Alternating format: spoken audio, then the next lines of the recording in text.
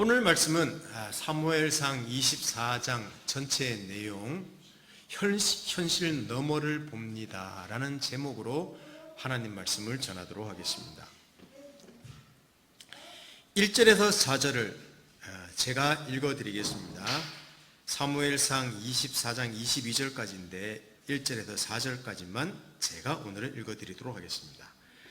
사울이 블레셋 사람을 쫓다가 돌아오매 어떤 사람이 그에게 말하여 이르되 보소서 다윗이 엔게디 광야에 있더이다 하니 사울이 온 이스라엘에서 택한 사람 3,000명을 거느리고 다윗과 그의 사람들을 찾으러 들염소 바위로 갈새 길가 양의 우리에 이른즉 굴이 있는지라 사울이 뒤를 보러 들어가니라. 다윗과 그의 사람들이 그 굴 깊은 곳에 있더니 다윗의 사람들이 이르되 보소서 여호와께서 당신에게 이르시기를 내가 원수를 내 손에 넘기리니 내 생각에 좋은 대로 그에게 행하라 하시더니 이것이 그날이니이다 하니 다윗이 일어나서 사울의 겉옷자락을 가만히 베니라. 최근에 살펴보는 사무엘상의 내용이 비슷합니다. 사울은 다윗을 쫓고 추격하고 또 다윗은 피해 다니는 도망자 신세의 내용이기 때문에 비슷해요. 그러니까 설교 주제도 또한 비슷합니다. 그래서 같은 내용을, 비슷한 내용을 오늘 또 하려고 합니다. 엔게디의 한 동굴에서 있었던 사건을 다루려고 합니다. 자, 우리 지도를 한번 보십시다. 여기 있는 지도. 엔게디가 어디 있는가 하면 염해, 사해 바다 요 서편에 있는 부분이 엔게디라고 하는 곳입니다. 아둘람도 있었죠. 거기서 피해서 지금 엔게디까지 도망왔습니다. 짧게라도 보여드리려고 지도를 한번 했습니다. 사해 중간 지점 서해 쪽에 위치했는데 큰 바위들이 있는 산악지대입니다. 협곡도 많습니다. 그리고 이 사해 쪽으로는 동굴들이 많아요. 절벽도 많습니다. 그래서 은신처로도 사용되기도 했다고 합니다. 우리 한번 생각해 보십시다. 만약 우리가 여행을 가서 이 엔게디라고 하는 곳에 서 있다고 해봅시다. 이 자연의 경관을 보면서 감탄할지도 모릅니다. 그러나 죽음을 피해서 도망자로 이 자리에 있다면 그곳은 두려움의 장소가 될 것입니다.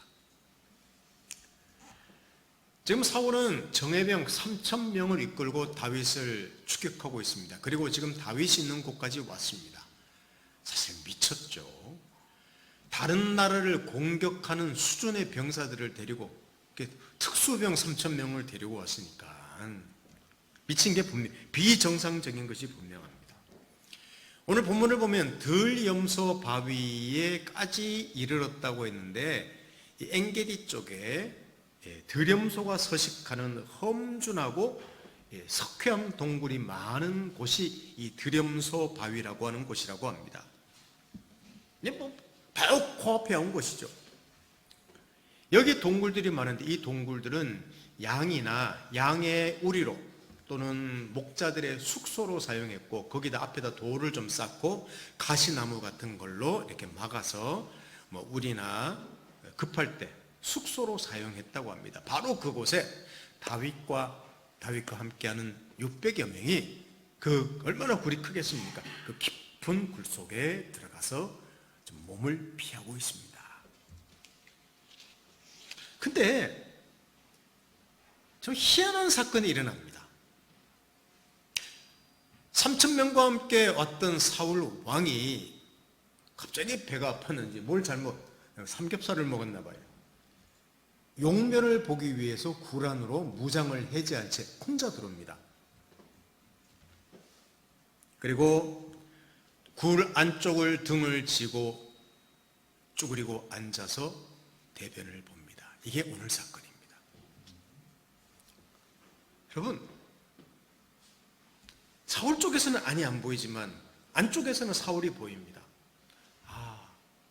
사울을 죽일 절호의 기회가 왔습니다. 하나님께서 주신 기회입니다. 함께하는 사람들이 부축입니다. 다윗이요, 하나님께서 그를 당신에게 맡긴다고 했는데 지금입니다. 제가 거두절미하는 거예요. 오늘 본문을. 다윗은 단호하게 거절하고 그의 옷자락만 팹니다. 이게 오늘 사건입니다. 그리고 그것도 불편해서 양심의 가책을 받았다고 기록하고 있습니다. 자, 5절 6절을 한번 보십시오. 그리한 후에 사울의 옷자락 뱀으로 말미암아 다윗의 마음이 찔려 자기 사람들에게 이르되 내가 손을 들어 여호와의 기름 부음을 받은 내 주를 치는 것은 여호와께서 금하시는 것이니 그는 여호와의 기름 부음을 받은 자가 됨이니라. 옷자락 뱀 것도 양심에 걸렸다고 말합니다. 하나님의 기름 부음 받은 자야, 내가 그를 칠 수가 없어. 이게 다윗의 뜻입니다. 여러분, 하필이면 왜 다윗이 숨어있는 굴로 그것도 사울이 용변을 보러 들어왔을까요? 하나님께서 주신 기회가 아닙니까? 다윗과 함께하는 사람들이 손꼽아 기다리던 그날이 아닙니까? 바로 그날, 그 한 사람만 그 자리에서 처치했다면 수년 동안의 그 힘든 시기가 단번에 끝납니다. 왜? 다윗도 기름 부음 받은 사람이기 때문에 그래요. 다윗의 마음도 엄청나게 혼란스러울 것이 분명합니다. 왜? 분명히 하나님이 세우신 사람이 사울이 맞지만, 왕이지만 그는 불의합니다. 자기 정적을 제거하는 데만 모든 시간을 사용하는 사람입니다. 하나님의 이름을 욕되게 합니다. 자, 우리 생각해 보십시오. 그를 제거하는 것이 하나님의 뜻일지도 모릅니다. 누구를 통해서? 하나님 아무나 아니라 하나님의 사람 다윗을 통하여.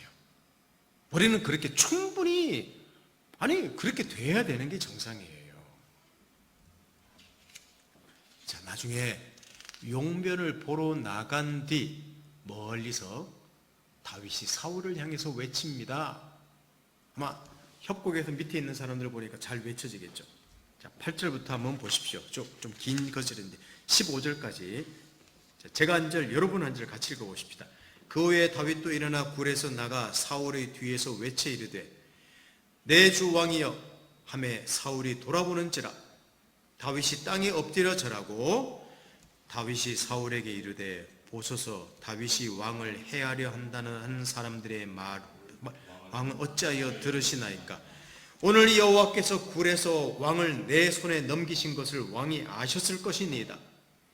어떤 사람이 나를 권하여 왕을 죽이라 하였으나 내가 왕을 아껴 말하기를 나는 내 손을 들어 내 주를 해하지 아니하리니 그는 여호와의 기름 부음을 받은 자이기 때문이라 하였나이다.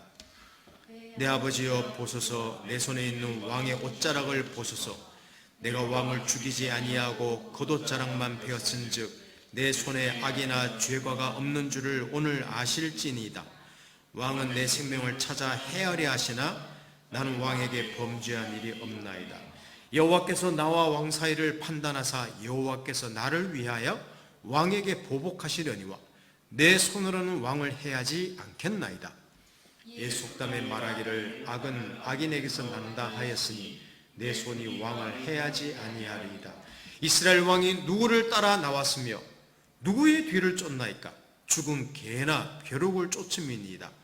그런즉 여호와께서 재판장이 되어 나와 왕 사이에 심판하사 나의 사정을 살펴 억울함을 풀어주시고 나를 왕의 손에서 건지시기를 원하나이다 하니라. 아멘.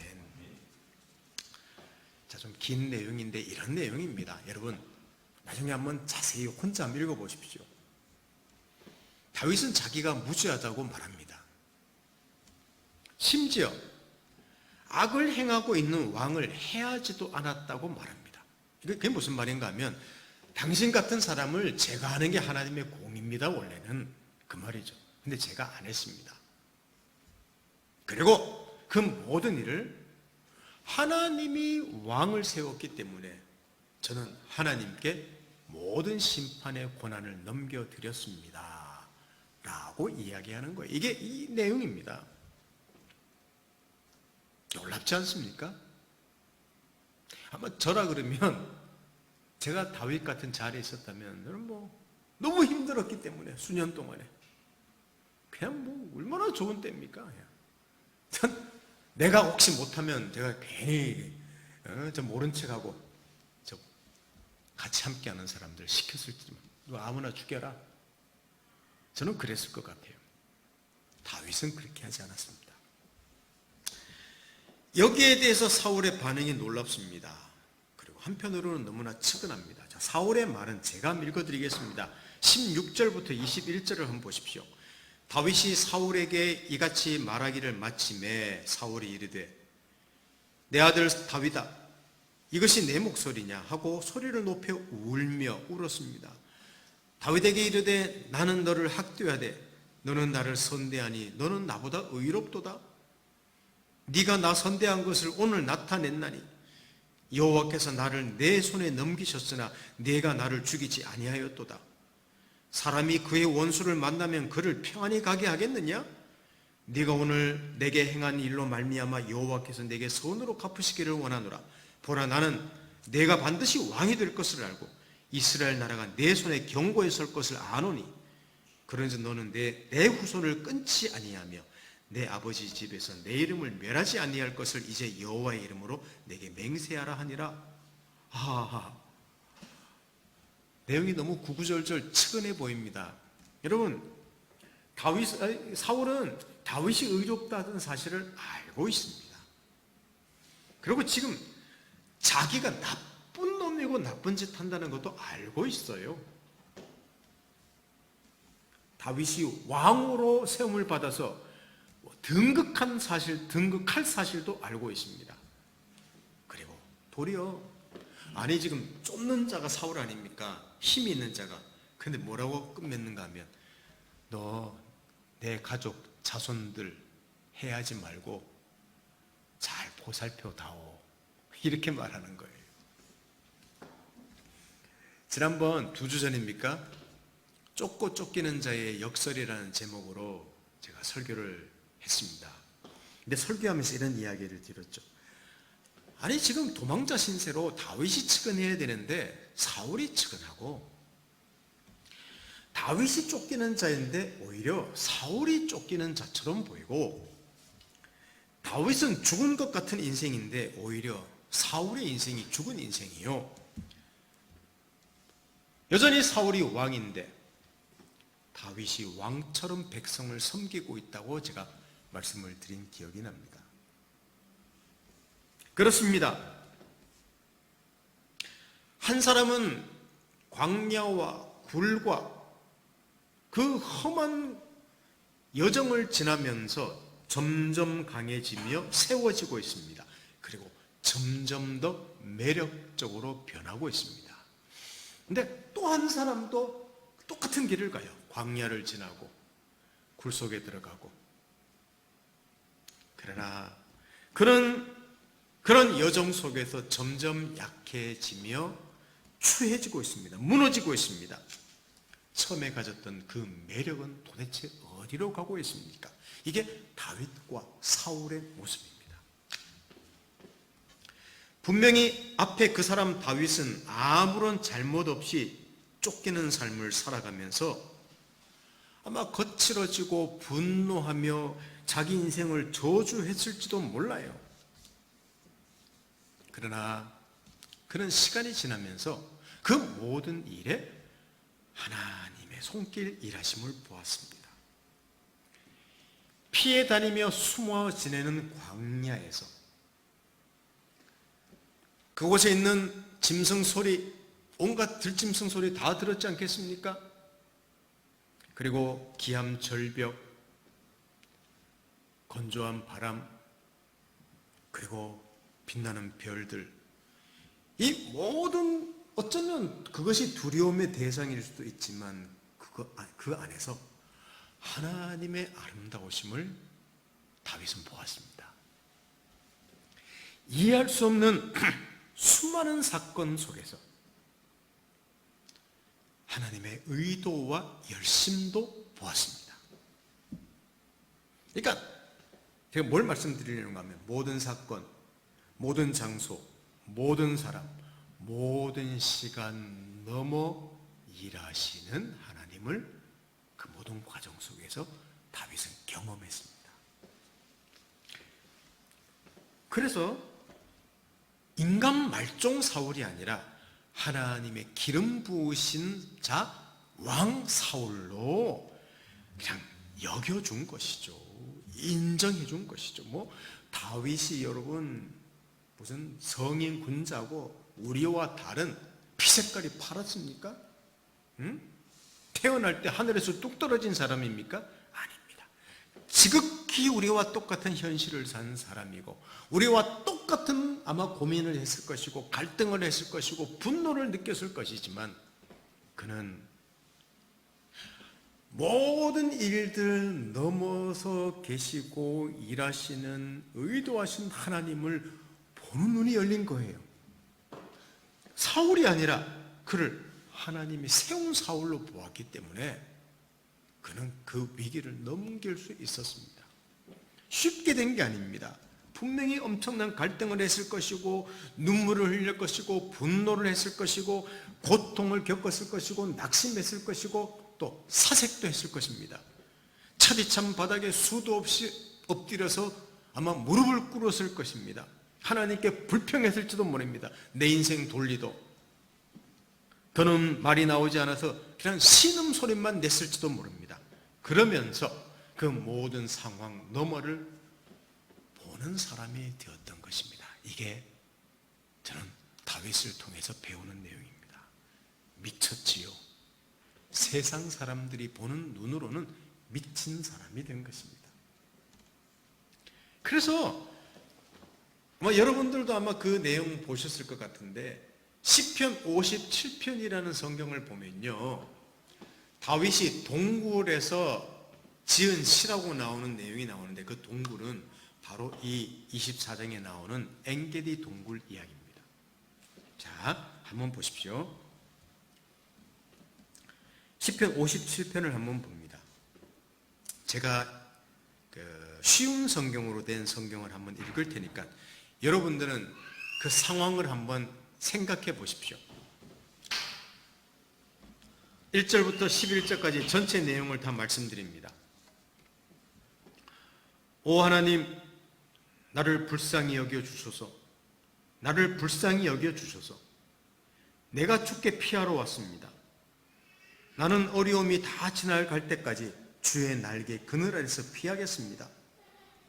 가장 높으신 하나님께 내가 부르짖습니다. 나를 위한 주의 목적을 이루시는 하나님께 외칩니다. 주께서 하늘로부터 도움의 손길을 뻗어 나를 건지십니다. 주는 나를 뒤쫓는 자들을 벌하십니다. 하나님이 그 사랑과 진실하심을 내게 내려주십니다. 내가 사자들 가운데 서 있습니다. 내가 무시무시한 들짐승 가운데 누워 있습니다. 창과 화살이 그들의 이빨입니다. 날카로운 칼이 그들의 혀입니다. 오 하나님, 하늘 위에 높임을 받으소서. 주의 영광이 온 땅에 두루 나타납니다. 원수들이 나를 잡으려고 덫을 놓습니다. 그래서 내가 근심 중에 엎드렸습니다. 그들은 내가 가는 길에 구덩이를 파놓았지만 그들 스스로 구덩이에 빠졌습니다. 오 하나님, 내 마음은 변함이 없습니다. 내가 주를 노래하고 찬양할 것입니다. 내 영혼아 일어나라. 비파야 수고마 잠에서 깨어라. 내가 새벽을 깨우겠다. 주여, 내가 모르는 나라들 가운데 주를 찬양하겠습니다. 내가 민족들 가운데서 주를 찬송하겠습니다. 주의 사랑은 너무나 크셔서 하늘까지 닿고 주의 신실하심은 창공에 이릅니다. 하나님이여, 하늘 위에 높임을 받으소서. 주의 영광이 온 땅에 두루 나타납니다. 아멘. 이것을 어디서 불렀는가 하면 동굴에서 고백하며 불렀다는 거 아닙니까? 우리는 이 찬양을, 많은 찬양을 하는 사람들이 주의 영광은 하고 막 하늘 위에 높이 들리시며 하고 멋지게 부르는 찬양처럼 보이지만 빛 처참한 상황에서 그 처디찬 바닥을, 그리고 수백 명의 사람과 죽음의 위기에서 부르는 찬양이에요. 그렇다고 이걸 뭐 그 사람들 다가 뭐 성가대처럼 큰 소리 부르면 잡혀가니까 음미하면서 고백했겠죠. 여러분, 이 내용은 이런 내용입니다. 다윗은 자기가 있는 굴을 피난처고 주의 날개라고 말하고 있습니다. 놀랍죠? 분명히 부정적인 곳이고 도망자로 있으며 죽음의 위기가 있는 곳인데 그게 자기 눈에는 피난처예요. 하나님의 날개입니다. 그래서 거기서 포근함과 평안함을 누리고 있습니다. 그 고백을 한 거예요. 지금 너무 힘들고 지쳐서 헛소리 하는 게 아닙니다. 헛것을 본 게 아닙니다. 제정신이 아닌 게 아닙니다. 이 좁디 좁은 굴 속에서 누구를 보고 있는가 하면, 저 돌이구나, 답답해. 여러분, 그게 아니에요. 이 차디찬 이 좁은 동굴을 넘어 계시는, 온 우주 만물을 통치하시는 지금 하나님을 보고 있는 거예요. 믿음의 눈으로. 이게 다윗의 눈입니다. 이 하나님이 자기 사람들을 구원하시고 한결같은 사랑과 신실하심으로 돌보고 다스리심을 지금 보고 있습니다. 사울의 무자비한 추격과 그 날카로운 창과 칼, 그게 보이지 않습니다. 오히려 그것이 그들의 덫으로 보이는 거예요. 그리고 다윗의 영혼은 찬양합니다. 자, 이런 말이 나옵니다. 비파야 수금아 잠에서 깨어나. 이 말이 무슨 말인지 압니까? 야, 나 지금 너무 흥분돼 있어. 우리 찬양하자. 야, 바이올린, 피아노, 오케스트라, 깨어라. 나하고 노래하자. 이걸 비유적으로 말한 거예요. 그리고 하는 말이 내가 아침을, 새벽을 깨우리로다. 이게 새벽 기도하겠다는 말이 아니라 내가 새벽을 깨운다는 말은, 여러분, 새벽이란 말은 다음 날이에요. 지금 다윗은 다음 날이 없습니다. 오늘 죽을지 모르는데 무슨 다음 날이 있습니까? 항상 암울한 날인데. 근데 다윗은 그렇지 않습니다. 내가 새벽을 깨우겠다는 말은 그의 의지 아닙니까? 내일 반드시 새 날이 온다. 밝은 날이 온다. 하나님이 함께 하신다. 나를 구원하신다. 새벽을 내가 그래서 깨우겠다. 그게 다윗의 고백이에요. 이 위대한 고백입니다. 그렇습니다.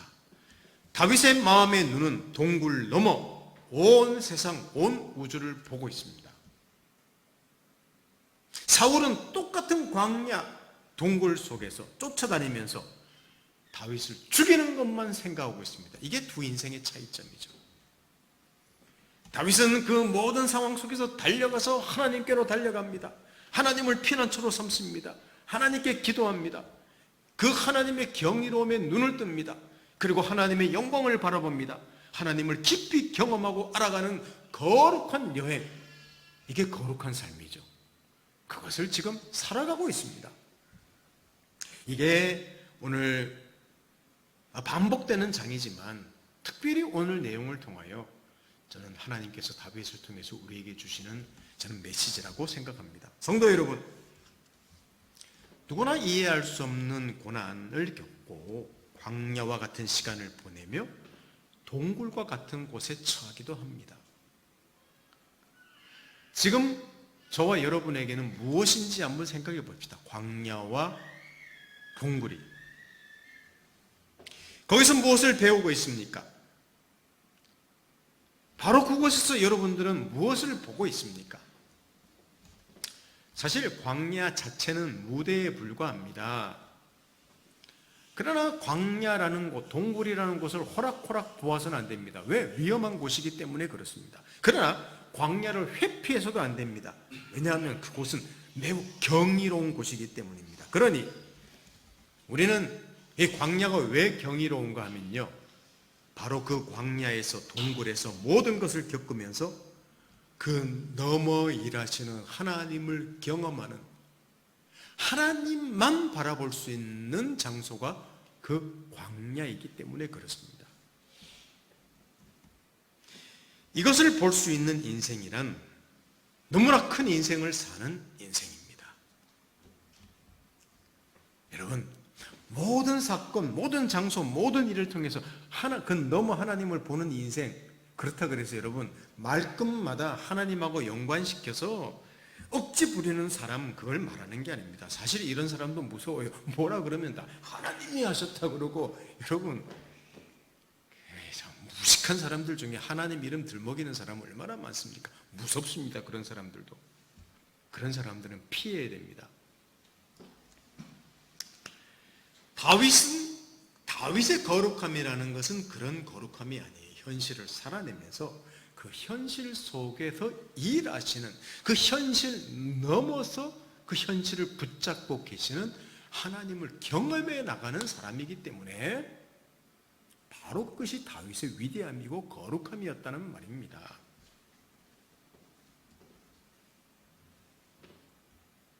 단번에 이런 사람 되지 않습니다. 하나님께서 우리를 붙잡으시고 보려고 하고 본다는 게 아니라 하나님 우리를 그렇게 만드시는 거예요. 이 조그만 개척교회, 참 적은 무리, 보잘것없어 보이는 평범한 우리 인생들 안에서도 일하시는 하나님의 광대한 손길을 한번 보십시다. 여기는 하나님이 없습니까? 평범해 보이는 사람들 속에는 하나님이 없습니까? 아니에요. 위대한 하나님이 일하고 계시는 그것을 볼 수 있어야 됩니다. 우리가 매일 겪는 그 삶, 어쩌면 광야와 같은 지루한 삶에서도 모든 것을 어루만지시며 아름답게 하시는, 일상 지루해요. 똑같이 출근하고 똑같이 퇴근하고 똑같은 사람들 만나고 눈만 뜨면 루틴처럼 일어나는 일들 아니에요. 그 일들 속에서도 하나님은 매일매일 새롭고 매력적으로 일하신다는 사실을 볼 수만 있다면 그 인생은 위대한 인생이 되는 겁니다.